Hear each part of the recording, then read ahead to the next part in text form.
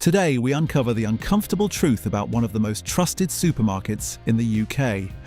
Walk into a Waitrose and you'll see it immediately. Clean aisles, calm lighting, shelves that feel more considered than chaotic. Everything about the place suggests control, care, higher standards. It feels like a shop where fewer mistakes are supposed to happen. But here's what most shoppers don't know. That sense of safety doesn't mean the system behind it is actually tighter. In April 2024, a Waitrose product was pulled after customers found foreign material inside it. Not a complaint, not speculation, an official recall, and it didn't stop there. There were alerts for undeclared allergens, incorrect dates, and contamination risks across completely different products. Different failures, same system. And here's the part that should concern you. None of it was visible. You could pick those products up, read the label, and see nothing wrong. Everything looked exactly how it should, clean, controlled, premium, because that's how the system is designed to look. And that's what makes it dangerous, because if the product looks right, if the label looks right, and if the environment makes everything feel safer than it is, then what exactly are you relying on when you decide to trust it? That's the question nobody asks. The whole experience is built to stop you asking it. So we've gone through the official recall records, the product alerts, and the everyday items sitting on those shelves. And we're going to break down exactly where that trust starts to slip and what you actually need to watch out for the next time you walk in there. But here's the thing, this only matters if people actually see it. Because right now, the entire supermarket system runs on one assumption, that most shoppers won't question it too closely. Every view, every like, every time you share this, you're pushing back against that. You're forcing attention onto problems that usually stay buried behind clean packaging and calm lighting. So if you care about what you're actually buying, if you're tired of trusting appearances more than proof, hit that like button. Share this with someone who shops there and stay with me. Because once you see how this works, you won't walk through that store the same way again. What Waitrose is really selling you. The first thing to understand is that Waitrose is not just selling groceries in a nicer room. It is selling relief. Relief from noise, from clutter, from doubt, and from the feeling that every item needs to be checked like a problem waiting to happen. That is the real attraction. Yes, the higher price matters, but price alone is not what keeps people loyal. What keeps them loyal is the sense that somebody more careful has already done part of the thinking for them. That is why the argument here is bigger than it costs more. Plenty of things cost more. The real issue is the contract behind the price.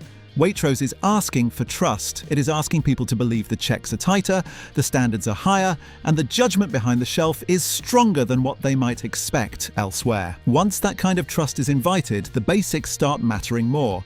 If confidence is part of what the customer is paying for, then confidence needs something solid underneath it. Not perfection, but proof that the fundamentals really are being handled with more care.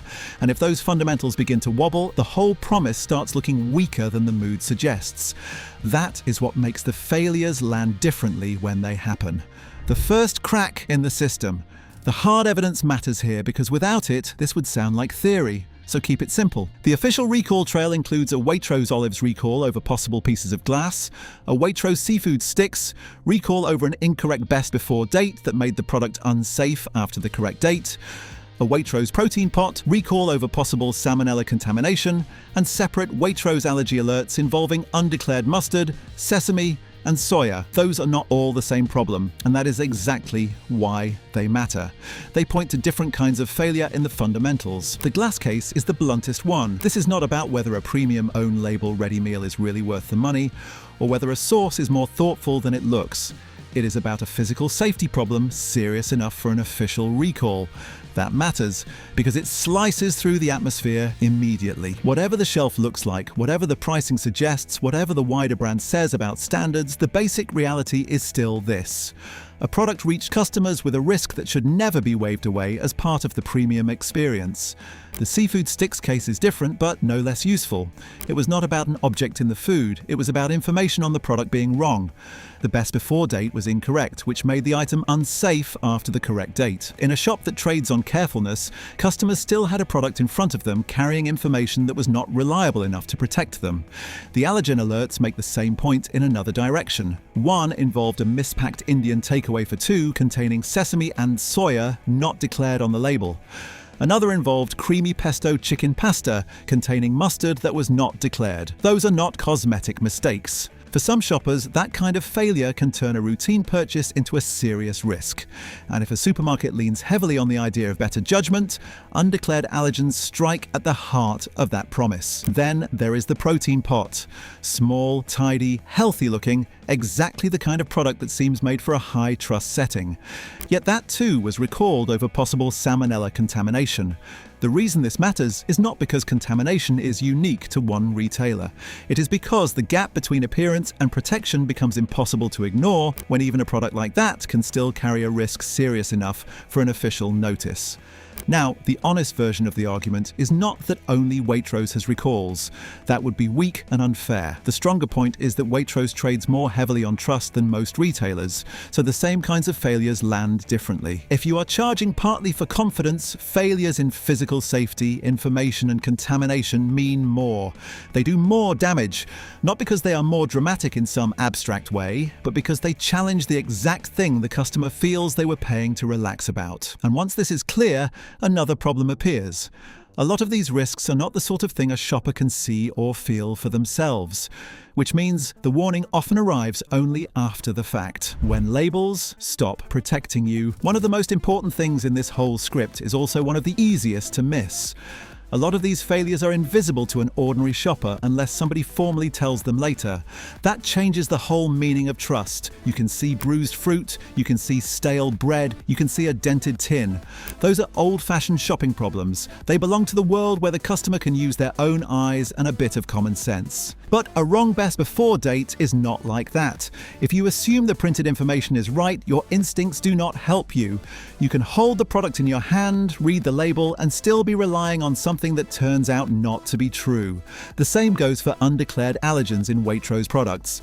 The packaging on a Waitrose product can look perfectly normal, and yet the risk can still be sitting there hidden behind a mispack or a labeling failure that the customer has no practical way of detecting on their own.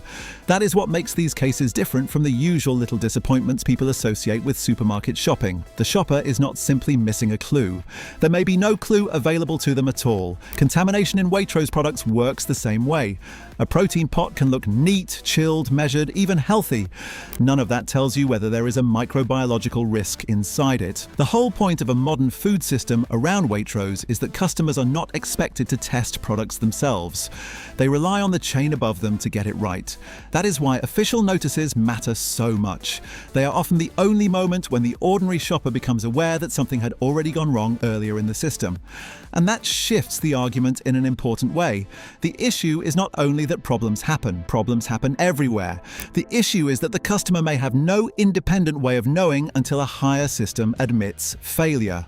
Once that becomes part of the picture, the emotional promise of Waitrose looks less comforting, because the whole premium experience encourages confidence, but confidence does not help very much when the risk is hidden until somebody official tells you after the product has already gone to market.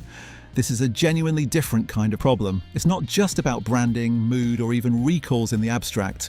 It's about visibility. It's about the fact that in a high-trust setting, a shopper may be operating with less personal evidence than they think. They're relying on the system. And if that system fails, they don't find out in the aisle. They find out later, through a notice, a headline, or a store poster they may never even see. And once you understand that, the next step becomes obvious. If many of these risks are hidden until the system admits them, then the environment around those products starts mattering even more. Because a premium store does not only shape what people buy, it shapes how carefully they buy it. Why you check less than you think. This is the part that people often resist because nobody likes to think of themselves as easily influenced by a retail environment. But the truth is more ordinary than that. Most shopping is habitual. People respond to cues. They adapt their level of vigilance to the setting they are in, including Waitrose. And that means a premium supermarket can change behavior before a single product is even picked up. In a cheaper supermarket, compromise is almost built into the atmosphere. In Waitrose, the assumption often runs the other way. People expect more rough edges. They expect to compare more. They are less surprised by the idea that something might be lower quality, thinner on detail, or simply not as good as the packaging tries to imply. That does not make them experts, but it often keeps their guard from dropping too far. A premium Waitrose environment works differently. It signals that the rough edges have already been managed. The lighting, the tone, the spacing, the wording on the shelves, the own label voice, the overall sense of restraint, all of it suggests that the retailer has taken more care than usual. That does not create blind trust in some dramatic cartoon sense. What it creates is relaxed trust. And relaxed trust is much more common, much more normal, and much more dangerous. Because relaxed trust inside Waitrose changes behavior. The same person who might stand in a discount aisle checking ingredients and comparing options line by line can become noticeably less thorough in a high-trust setting. They assume the hard work has already been done upstream. They assume fewer nasty surprises are possible. They assume the store is asking less of them because it has already done more for them. That matters because it explains why the proof is bigger than the headlines themselves. If Waitrose encourages customers to move through it with more confidence than the evidence justifies, then the failures don't just sit in the products. They show up in the behavior the shop is quietly shaping. And this is where Waitrose becomes especially interesting. Its premium value is not just that it stocks different things, its value lies in the emotional easing off it creates. In Waitrose, it makes scrutiny feel less necessary, it makes diligence feel less urgent. It makes the customer think that buying carefully has already begun before they even touch the trolley. That is why the warning here is not "do not trust anything." It is more precise than that. Be aware that the setting itself may be doing too much. Be aware that a premium store can lower vigilance more effectively than a cheap one because it does not need to talk you into confidence directly. It builds confidence into the atmosphere, and once that atmosphere starts shaping behavior, you arrive at another layer of the story. Because the real power of a place like this is not in the recalled products that make the news. It is in the ordinary products that quietly borrow credibility from the setting every week. The products nobody questions. This is where the argument becomes much more practical. Most people do not fill their trolley with recalled products. They fill it with ordinary things. Buns, soup, pasta, yogurt, sauces, biscuits, bread. The quiet staples, the own label basics. The products nobody would ever make a dramatic thumbnail about on their own. That is exactly why they matter. Waitrose influences these ordinary products far more than it influences the headlines. The Waitrose setting makes them feel more selected, more thoughtful, more elevated, more worth trusting. That does not mean they are secretly dangerous. It means the confidence around them may be arriving from the environment before the product itself has earned it. The essential Waitrose range is useful here for that reason. The wording is calm and clever, quality and value. High standards you would expect, prices you would not. It sounds modest. It sounds sensible. It sounds like the premium supermarket version of common sense. And because it does not oversell itself, it becomes even more persuasive. Customers hear that tone and start assuming the ordinary products beneath it must have been given a stronger level of care than the same kinds of products elsewhere. Take something as plain as essential white giant baps. On its own, it is not a scandal. That is exactly the point. The ingredient list includes wheat flour, water, yeast, rapeseed oil, sugar, salt, emulsifiers, a preservative, and a flour treatment agent. In other words, it is a very normal modern bakery product. Normal. And once you see that, the useful question is not how dare they sell this. The useful question is why so many shoppers might emotionally treat it as more elevated than it really is, just because of the store around it. That is the trust transfer this script needed to get to. Waitrose builds confidence at the brand level, and some of that confidence spills over onto products that have not individually earned it. The Waitrose bun feels better before it has proved it is better. The Waitrose soup feels more considered before the label has shown it is more considered. The sauce feels more thoughtful before the customer has tested whether the difference is really there. And this is where it needs to stay disciplined. Ordinary ingredients aren't a scandal on their own. The point is elevation. The environment can make a normal product feel more special than it is. It can make the customer believe they're stepping further away from ordinary supermarket logic than they really are. That's a subtler argument than saying this item is bad, but it's stronger. It shows how the brand's credibility spreads across the whole trolley, not just the products that end up in recall notices. Once you see that, shopping changes. The question stops being whether an item sits inside a trusted environment and starts becoming whether the item itself deserves the extra extra confidence it is borrowing. And that leads naturally to the last big question in the whole script. If the customer still has to do the filtering, what exactly are they paying the premium for every single week? So, what are you really paying for? This is where the money question comes in, and it matters because it's the same practical question every shopper ends up asking. If you still need to read the label, still need to check the date, still need to stay alert to recalls, and still need to judge ordinary products one by one, then what exactly are you paying extra for? The tempting answer is to say better ingredients or better sourcing, full stop. But that is not the full answer, and pretending it is would miss the point of everything you have just heard. A lot of the premium is emotional. You are paying for relief from doubt. Relief from the sense that you need to fight your way through a messy food system entirely on your own. Relief from the uglier feeling that every supermarket decision is half guesswork and half compromise. That relief has value. This script does not need to deny that. The Waitrose atmosphere is calmer, the shopping experience is smoother, the whole Waitrose transaction feels cleaner. But the problem begins the moment that emotional value turns into a substitute for scrutiny, because then the premium is no longer only buying a nicer experience, it is buying permission to relax more than the evidence justifies. And if that is true, then the value equation becomes much sharper.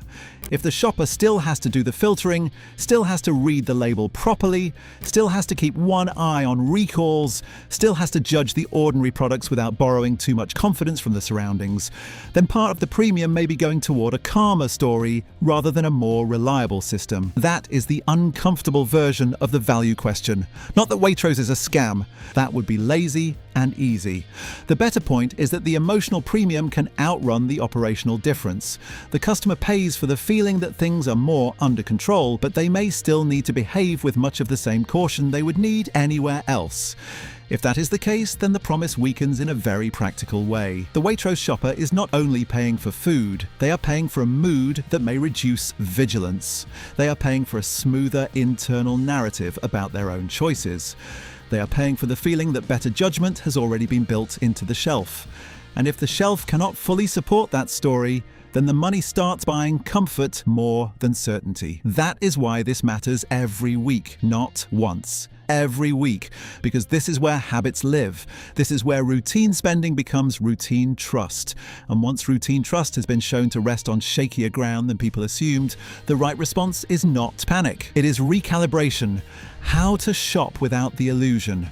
You do not need to hate Waitrose after hearing all this. You do not need to swear never to step inside again.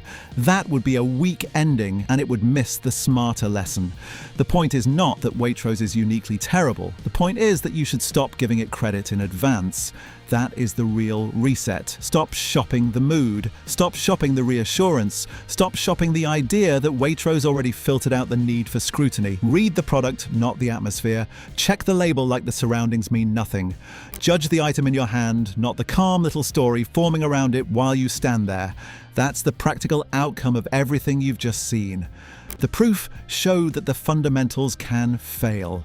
The hidden warnings showed that some problems stay invisible until the system admits them. The behavior side showed how a premium environment can lower your guard more effectively than a cheap one. The everyday products showed how trust spreads across items that may be far more normal than they feel. And the money question showed that part of the premium may be paying for emotional relief rather than real difference. Once you put those pieces together, the final message becomes simple. You can still shop there if you want, but do not walk back into Waitrose with the same assumptions. Do not let the shop do your thinking for you. Do not let the tone of the aisle stand in for proof, and do not confuse a calmer experience with a more reliable system. The real warning is not that Waitrose is impossible to trust. The real warning is that it may be one of the easiest places to trust too quickly. And that is reason enough to stop, reset, and look much more closely before your next shop there. Now you've seen how it works. Not just the recalls, not just the headlines, but the gap between how things feel and how they actually function behind the shelf. That gap is where most people get caught out. So before your next shop, slow down, read the label, question the assumption, and I want to hear from you. Have you ever trusted a product that didn't live up to it? Drop your experience in the comments. If this opened your eyes, hit like, subscribe, and stay with the channel, because we're not done exposing what's really going on behind everyday products.